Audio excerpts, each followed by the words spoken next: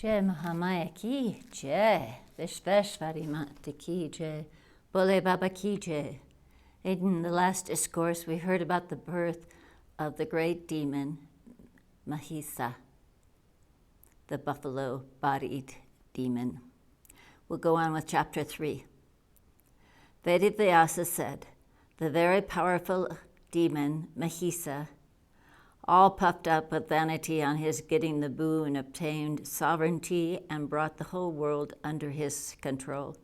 He, being the paramount power, began to protect the sea-girt earth acquired by the power of his own arms, over which he had the sole sovereignty, there being no other rival king nor any cause of the slightest fear.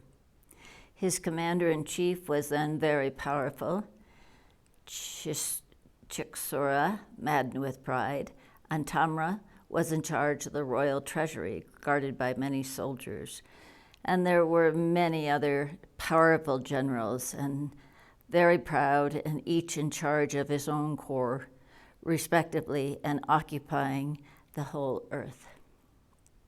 O king, the powerful kings that had reigned before were made subservient and tributary, and those that fought valiantly, befitting the Kshatriya line, were slain by Mahisa.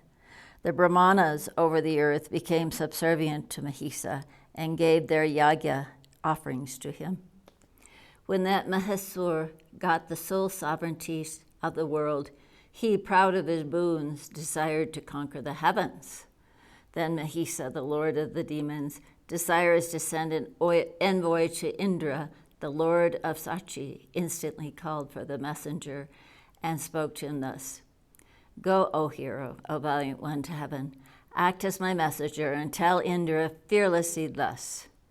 O thousand-eyed one, quit the heavens, go anywhere you like, or offer your service to the high-souled Mahisa. He is the Lord, and if you take refuge in him, he will certainly protect you. Therefore, O Lord of Sachi, better seek the protection of Mahisa. You, if you are not willing, then wield your Vajra at once. We know your powers. You were in days of yore conquered by our ancestors. O chief of the Suryas, your strength is well known. Give battle or go anywhere you like. Hearing the messenger's words, Indra became very indignant and laughed.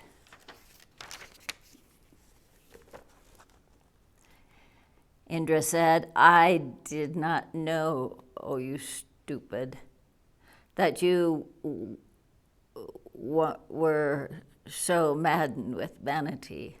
I will shortly give the medicines for your master's disease.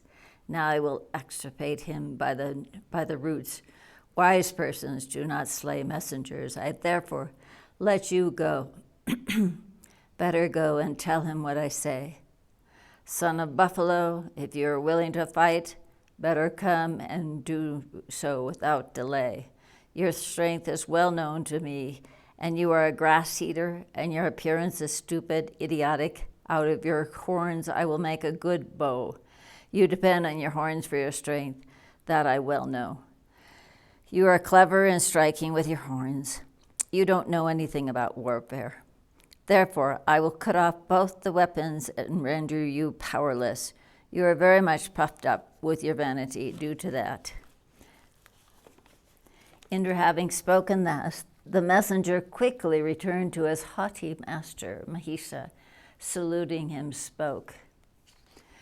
The messenger said, Indra counts you not even a fig, as he is surrounded by his Deva forces and considers himself quite sufficient. It ought to be a servant's duty to speak true and pleasant before his master.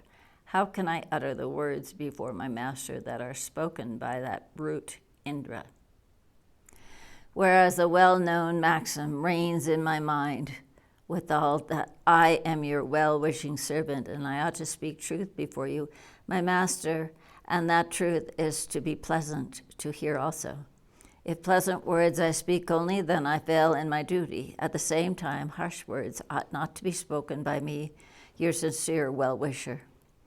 My lord, the cruel poison-like words that come from the mouth of an enemy, how can I, a servant of yours, utter those harsh sayings? O Lord of the earth, I will never be able to utter those rude sayings that Indra has spoken. Hearing the messenger's words full of meaning, the grass-eating Mahisa demon got very angry and, wagging his tail behind his back, passed urine, then his eyes reddened with anger.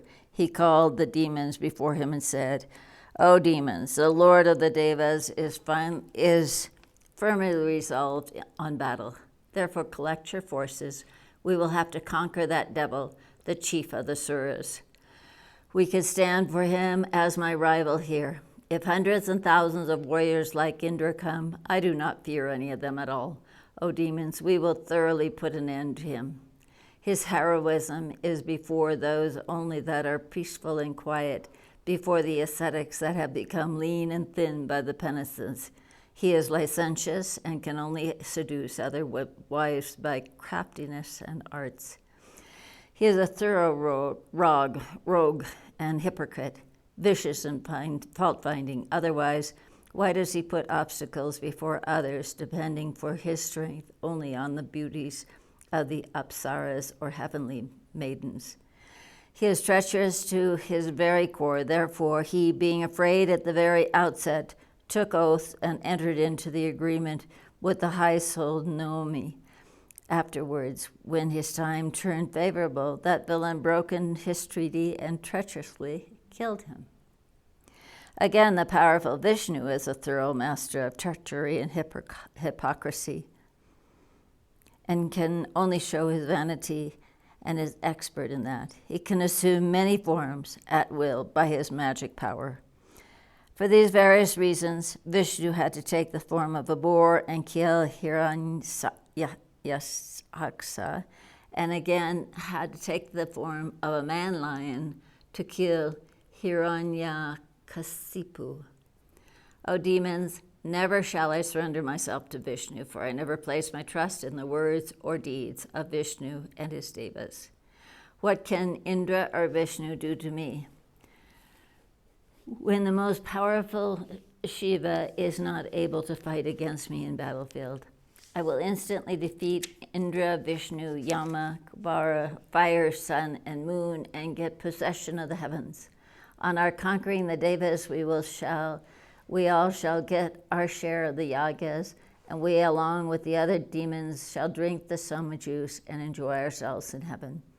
O demons, I have got the boon. What do I now care for the Devas? My death is not from men too. What can a woman do to me?